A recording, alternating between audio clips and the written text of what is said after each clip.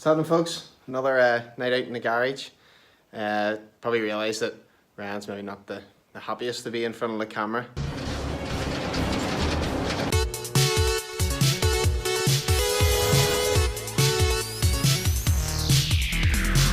Can't really blame him, like, whenever you sound like this here all the time. Can't really expect him to be wearing a balaclava whenever he's hiding, you know, because you know, I'd be hiding that face as well. You talking to me?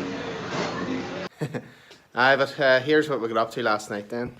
As you can see, everything's beautifully painted there. You know, you can tell that's the body worker in me coming out right there. M6 rev nuts added to the front panel there, and then had found these here wee rubber spacers to go on there. Or underneath the oil cooler, it's just to help with vibrations. The vibrations from the cars. Oh, the next cars! This back! Oh. Stuff's just not going to work things loose or things like that. Also figured out where I'm going to be fitting the oil filter relocation. After a lot of messing about and holding things and closing bonnets and checking, holding filters upside down for the oil and making a general mess. So basically it worked out. It's going to be going on the inner wing, and I'll show you where it's going obviously later on in the video. Also got, she's a mess by the way, I'm the messiest worker ever. Oh my god. He's shit everywhere. Basically got these AN1090s mounted up. AN10 Air Equip push-on hose as has been recommended. A good mate of mine swears by these. Fed up with messing about with the oil braided lines and cutting and taping and all this here carry on and having leaks and stuff and fraying. He says just cut them things. Mount. Stick them in kettle, boiling water. What 30 is it in there? Mm-hmm. Actually, it's not too bad. It's just boil the shade offer. Dave's own special brew. It's black tea, is it? No sugar. That's it. You know how I like it. And they slide straight on, and them things do not come off. Like, well, I'm hoping not anyway. But we're gonna get this mocked up now, and then I'll show you what it's like. And there we have it. I could have all mounted up. Rubber's doing their job. Just pick the wee blue fittings there. 290s hiding under there. You see a wee bit of movement in that, which is kindly sorted out by Ryan donating his these two brackets. We'll run a couple of roof nuts and down through from panels. No real way of supporting that radiator any other way. You could make them go in here, but you're always going to have these two rods, so I figured I may as well make it handy because those things are super hard to bend. So yeah, that's basically it. Should look pretty cool. I suppose I can get my grill.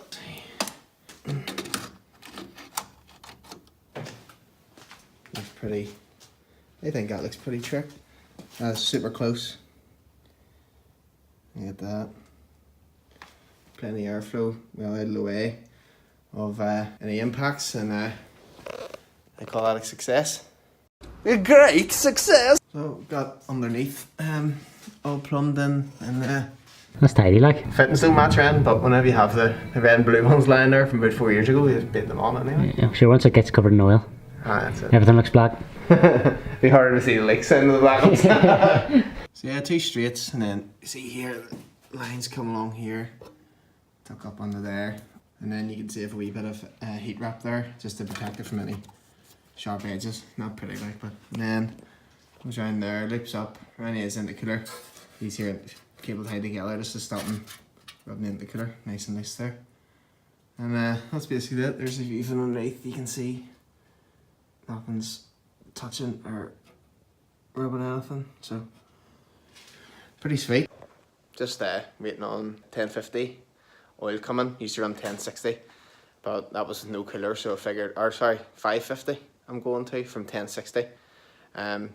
Oil pressure or oil light came on there at the last day, so I'm assuming that the 1060 has done its job. Probably if it had anything lighter in it by then, it might have been in trouble. So dropping to 550 now, since I got the cooler and stuff, and it'll make it a bit nicer on startup, a bit less noisy around the head. It always made me a bit nervous, but it was always fine after maybe a minute or two anyway, so yeah, sweet.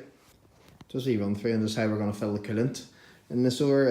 Since there's no oil here yet, I'm still waiting on it coming. Decided I'll fill the coolant, but then because I don't have the engine running, I can't just fill it manually. So I was able to borrow this nifty wee gadget from a friend in work.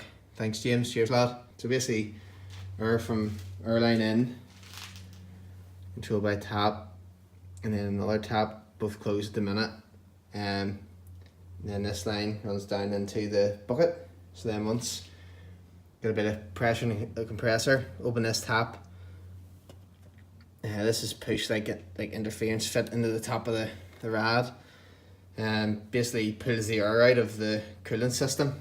Once they get up the pressure, you leave it for a wee second. I think you do it up to about 25, and leave a wee second. Make sure there's no leaks. There shouldn't be, since it didn't get anything on the coolant system. And once it does that, you open this tap, and the coolant gets pulled from the pipe all the way up back into the system, and hopefully with very minimal air bubbles. So it means whenever I get it started up with the oil in it, I'll just need a wee quick top up for the bottle and be mint. Stop at 25 just to be a bit OCD. Just keep an eye out there, make sure it's not dropping any. Here goes nothing.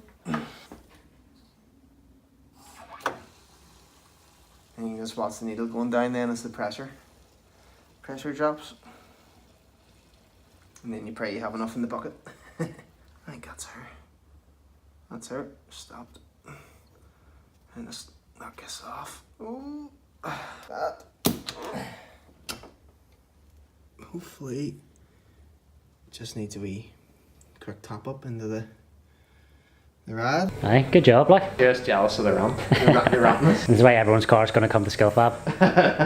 My car's very rarely on the ramp. Everyone else's is on the ramp. This is usually a white Soarer. This isn't actually dirt. This is actually Dave's car. Dave's car, not Ryan's. Chance of us making Saturday yet? I think we will. Maybe. Well, definitely making it. You are. Push the car. So fast forward a few days into the future now. Had the drift day up at Akabisu yesterday. Well, before that there, had a bit of a mad panic getting the car ready. Got the oil in, got everything sorted. Had a wee minor coolant leak. Got that sorted, got a new Jubilee on it. Absolute nightmare where it was, all up behind the oil fittings. So yeah, I drove to the drift day. A few of the lads went there. I think the next video Yasser will be showing you a bit of coverage from that, but we both had our car issues, as you'll find out. So yeah, drift day, car drove there fine, about an hour and a half. I probably had about 2 hours driving in it before the drift day. Whenever I got there, got the car loaded up, went out, got a few laps in, car feeling great, and then entered into the bottom hairpin.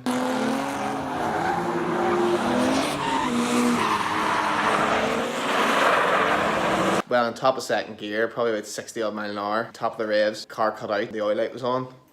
So I sort of realised a disaster had struck. Quickly shut the car off and rolled it down into the spectator area. Got the car jacked up, had a look. I sort of knew there a bit of smoke and all, run out with the fire extinguisher, a bit of a panic. All good anyway, sort of realised, so I blew the return line off, the filter relocation down on the block. So got jacked up, got the line pushed back on.